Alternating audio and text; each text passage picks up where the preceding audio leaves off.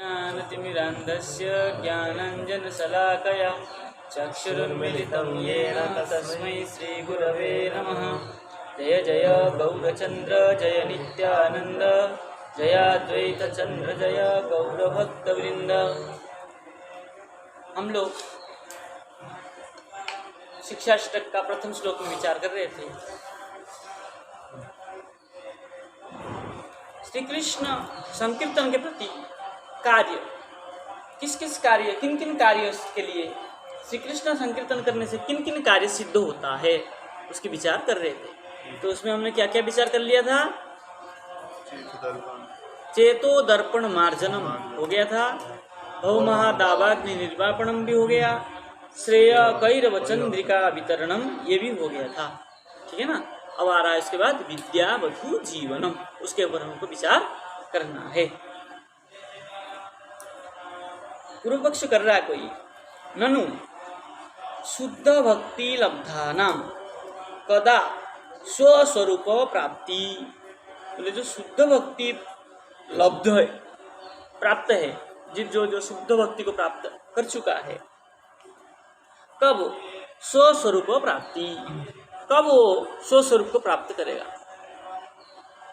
जो शुद्ध भक्ति को प्राप्त कर चुका है वो अपने स्वरूप को कब प्राप्त करेगा? तो कह रहे हैं इति पूर्व पक्षम आकलय, ऐसा पूर्व पक्ष को सामने रख करके, आकलय मतलब सम्मुख में रख करके, विद्यावधू जीवनमिति वदति श्री गौरचंद्र। चैतन्य महाप्रभु ने उनको रख के सामने रख करके विद्यावधू जीवनम ऐसा कहा है। करे भगवत शक्ति वस्तुतः एका, भगवान के जो शक्ति है वस्तुतः कैसी है? वो एक ही है। भगवान की शक्ति जो है कौन सा शक्ति है?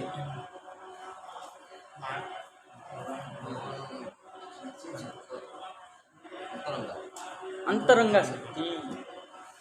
अंतरंगा शक्ति कैसी है? एक ही है। तस्या दे वृत्ति, वो जो अंतरंगा शक्ति है उसका दो वृत्ति है। क्या है? विद्या और अविद्या। हाँ वही है, लेकिन यहाँ अंतरंग शक्ति करता है ना। तो जो शक्ति है वो दो प्रकार की है, एक विद्या शक्ति है और एक अविद्या शक्ति है। विद्या सा योग माया स्वस्वरूप शक्ति परिचयते, विद्या के द्वारा सा योग माया, जो योग माया है वो स्वरूप शक्ति परिचयते। भगवान का अंतरंग शक्ति कौन कौन था? एक स्वरूप शक्ति और एक इनकी धाम, एक स्वरूप और एक धाम, ये दोनों अंतरंग शक्ति है। ठीक है ना। हाँ, तो आप जो कह रहे हैं ना ये राधा रानी आदि, ये सब स्वरूप शक्ति है। लादिनी शक्ति जो है ना ये स्वरूप शक्ति नहीं है, अंतरंग शक्ति का जो स्वरूप शक्ति है उसके अंतरंगी। क्योंकि तटस्थ शक्ति कौन है? जीव है। और बहिरंग शक्ति होगी माया। तो तटस्थ शक्ति और बहिरंग शक्ति में तो राधारणी आएगी ही नहीं। लादिनी शक्ति, लादिनी संदिन संबित जो है ये तो तटस्थ शक्ति और बहिरंग शक्ति में आ ही नहीं सकते। तो अंतरंग शक्ति में तो आएंगे। तो अंतरंग शक्ति में दो है, एक स्वरूप और एक धाम। तो धाम में तो ये सब आएंगे नहीं, तो स्वरूप शक्ति में आएंगे। स्पष्ट हो गया ना। ये जो संबित शक्ति बोले और संदिनी शक्ति बोले, ये दोनों की क्या है? वो जब प्रसंग आएगा तो बोलेंगे, आने वाले। ठीक है ना। लादिनी संदिनी संबित जो है प्रसंग आने पर बोलेंगे। चलिए, बोले विद्या जो है स्वरूप शक्ति का, भगवान का शक्ति जो वस्तु जो एक स्वरूप शक्ति है, अंतरंग शक्ति है, अंतरंग शक्ति जो दो वृत्ति है, विद्या और अविद्या। तो विद्या जो है योग माया स्वरूप शक्ति परिचयते, योग माया जो है ये स्वरूप शक्ति है, ये विद्या है। तो योग माया आदि के समान ही ये सब लादिनी संदिनी संबित आदि सब उसी में ही आएंगे। बोले अविद्या शक्ति जो है वो कैसी है? बोले जड़ प्रसविनी जीव स्वरूप गुणावरणकारिणी।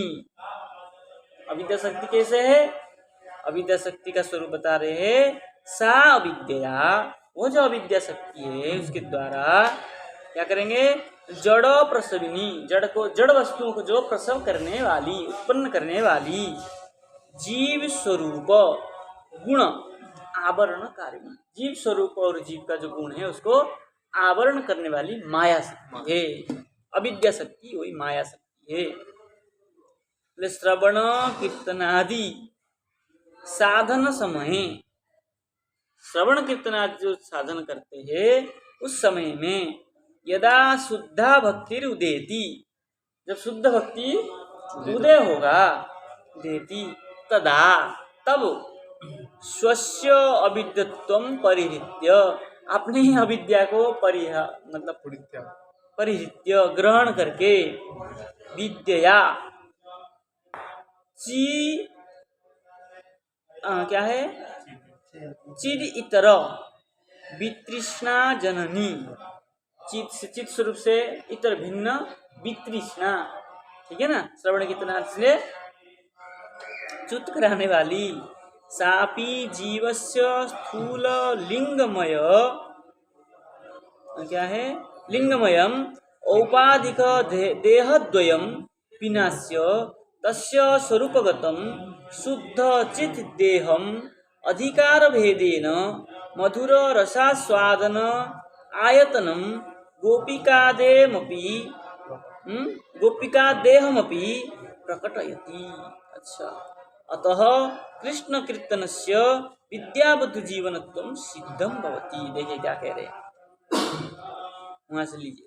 श्रवण कीर्तनादि साधन समय, श्रवण कीर्तनादि के साधन के समय में यदा शुद्ध भक्ति उदेति, जब शुद्ध भक्ति उत्पन्न होगी, उदय होगी, तदा, तब स्वस्य अविद्यत्वं परिहृत्य, अपने अविद्या को परिहार करके, विद्या, विद्या के द्वारा, अविद्या शक्ति को परिहार करके, मतलब उसको दबा करके, उसको नष्ट करके, अपने जब शुद्ध भक्ति उत्पन्न हो जाए तब क्या होती है? अपना जो अविद्या शक्ति है उसको क्या कर लेता है? वो समन कर लेता है, परिहार कर लेता, निषेध कर लेता है, वो उसको और आक्रमण नहीं कर सकता है। तब चिद इतर वितृष्णा जननी, चिद इतर वितृष्णा जननी, वैराग, चित शक्ति से जो वितृष्णा करा देने वाली चित स्वरूप, उसको जो उत्पन्न करने वाली जननी, सा अपि, वो भी, कौन से? माया शक्ति, माया ये तो है। चित को, चित से इतर जो वितृष्णा शक्ति क्या है? माया ही है। सा अपि, सा शक्ति अपि जीवस्य स्थूल लिंगमयम, जीव का स्थूल लिंग शरीर है, उपाधिक देहद्वयम, स्थूल शरीर और लिंग शरीर, ये क्या है? जीव का उपाधि शरीर है। देहद्वयम विनाश्य, उसको नष्ट करके सूक्ष्म शरीर में प्रवेश करेगा। तस्य स्वरूपगत, जीव क्या कर लेता है? जीव का अपने स्वरूप को, जीव स्वरूप है नित्य कृष्ण दास, अपने नित्य कृष्ण दास के स्वरूप को प्राप्त करके, स्वरूपगतम शुद्ध चित देहम, शुद्ध जो स्वरूप को जानकर, देह को जान करके, अधिकार भेदेन, जैसे जैसे अधिकार होगा उसके भेद के द्वारा, मधुर रस स्वादन आयतनम, मधुर रस का आस्वादन का जो आश्रय कौन है? भगवान कृष्ण। गोपिका देहम अभी प्रकटयति, क्या कर लेता है? गोपिका देह को, गोपी स्वरूप को प्राप्त कर लेता है। शुद्ध सूक्ष्म शरीर से ही गोपी स्वरूप, हम गोपी स्वरूप का ध्यान करते हैं, गोपी स्वरूप में होकर के भगवान के सेवा में जाते हैं, तो क्या कर लेगा है? वो गोपी का, गोपी स्वरूप मतलब मंजरी स्वरूप में होकर के सेवा में चला जाएगा। तब अतः कृष्ण कीर्तनस्य, कृष्ण कीर्तन का विद्यावधू जीवनत्वं सिद्धं भवति। कृष्ण कीर्तन के द्वारा क्या होगा? वो स्वस्वरूप को प्राप्त करके, विद्या, विद्या मतलब ज्ञान, ठीक है ना। वधु, वधु मतलब गोपी, विद्या वधु जीवनम, अपने स्वरूप को, जीवन मतलब अपने स्वरूप को प्राप्त कर लेगा। विद्या ज्ञान के द्वारा जो गोपी स्वरूप को, अपने स्वस्वरूप को प्राप्त कर लेगा। इसलिए विद्या वधु जीवनत्वम सिद्धम भवति। और कह रहे स्वरूप शक्ति है, स्वरूप शक्ति से श्री कृष्ण वधुत्वम। अब दूसरा अर्थ कर दे, श्री कृष्ण वधुत्वम। श्री कृष्ण वधु कौन है? गोपिका दी, रुक्मिणी का। लीला विलास वर्णनादो द्रष्टव्यम। श्री कृष्ण वधु कौन है? गोपी आदि लीला विलास वर्णनादो द्रष्टव्यम। लीला विलास वर्णन में ऐसा मिलता है, द्रष्टव्यम देखना चाहिए। स्थूल लिंगमय माइक शरीरे गते। स्थूल लिंग शरीर जो है माइक है, माया से जड़ित है। शरीरे गते सती, वो क्या है? गते मतलब चले जाने के पर भी। जीवस्य अणुत्वम निर्मलम भवति। जीव का जो क्या है? अणुस्वरूप है, कैसा हो जाता है? वो निर्मल मतलब शुद्ध हो जाता है। तदा तस्य सुखमपि परमाणु स्वरूपत्वात्। तब उसका जो सुख है, कैसा सुख है? जो भजन सुख है, वो कैसा हो जाता है? परमाणु स्वरूपत्वात् क्षुद्रम भवति। परमाणु स्वरूप, अणुस्वरूप होने से क्षुद्र है, क्षुद्रम भवति, छोटा हो जाता है। जब स्थूल और सूक्ष्म क्या है? स्थूल और क्या, दो शरीर का है ना, स्थूल और लिंग शरीर। स्थूल लिंग शरीर को छोटे से क्या बचता है? सूक्ष्म शरीर बचता है। उसका स्वरूप कैसा है? अणुस्वरूप है, ठीक है। छोटा होने के कारण क्षुद्र भवति की पूर्व पक्षम आशंक्य। ऐसा पूर्व पक्ष को आशंका करके श्री सच्चिनंदन शिक्षयति आनंदाम्बुधिवर्धनमिति। क्या शिक्षा दे रहे हैं? आनंदा अम्बुधि, आनंद का सागर, ठीक है ना। वर्धनम, वर्ध क्या है? वृद्धि को प्राप्त करता है। तदवस्थायाम, ऐसा जब अवस्था प्राप्त कर लेगा तब श्री कृष्ण संकीर्तनम तस्य जीवस्य। ऐसा जो अवस्था को प्राप्त करेगा, श्री कृष्ण संकीर्तनम तस्य जीवस्य, उस जीव का क्या करेगा? स्वाभाविकम आनंदम। स्वाभाविक आनंद है जो जीव का स्वाभाविक, जो जीव में स्वाभाविक आनंद होता है, स्वतः जो आनंद स्वरूप ही होता है, वो लादिनी सारवृत्यांतेन, लादिनी और सारवृत्यांत के द्वारा क्या है? संवर्धयति। लादिनी शक्ति और सारवृत्त शक्ति के द्वारा उसकी वृद्धि होती है। इसके आनंदामुधिवर्धन की व्याख्या कर रहे हैं। स्वरूप, शुद्ध रूप प्राप्त जीव, जो शुद्ध रूप प्राप्त जीव है, अभी अनंत आनंदम लभते। जो शुद्ध स्वरूप जीव है वो अनंत आनंद को प्राप्त करता है, इति भावः। तद अवस्थायाम, उसी अवस्था में चिदेक रस सन, चिद एक रस होकर के जीव प्रतिपदम पदे पदे अनुरागेण पूर्णामृता स्वादनम लभते। प्रति पद में, पद पद में क्या करता है? वो अनुराग के द्वारा भगवान के प्रति अनुराग होता है, श्रद्धा रखता है, अनुराग आकृष्ट होकर के पूर्णामृत स्वादनम, पूर्ण अमृत स्वाद को प्राप्त करता है। नित्य नूतन विग्रहे भगवती तृष्णा निवृत्त्य भावात्। नित्य नूतन विग्रह में भगवान के तृष्णा निवृत्ति का अभाव है, कभी भी उसका तृष्णा का निवृत्ति नहीं होती है। तब नित्य नूतन रस संभोग अपि घटनीय। तो वहाँ क्या होता है?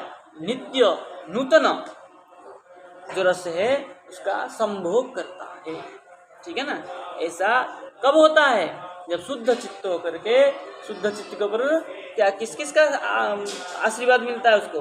लादिनी और सारभ, सारा वृत्ति। हाँ, सारवृत्ति आदि जो है जब कृपा हो जाती है तो उसमें संबंध बढ़ता है। कह रहे भोग चेष्टायाम अपि, जो नित्य नूतन रस में संभोग करता है उस भोग चेष्टा में भी शुद्ध प्रेम विरोधित्वात्, ठीक है ना, शुद्ध प्रेम का विरोध होने के कारण कथम तद अवस्थायाम निर्मल आनंद लाभम स्यात्। अब दूसरा शंका कर रहे हैं, ठीक है ना, ये दूसरा शंका हम कल विचार करेंगे, कल खत्म कर देंगे ना, आज इतना दिन। जय जय श्री राधे श्याम चैतन्य महाप्रभु की जय।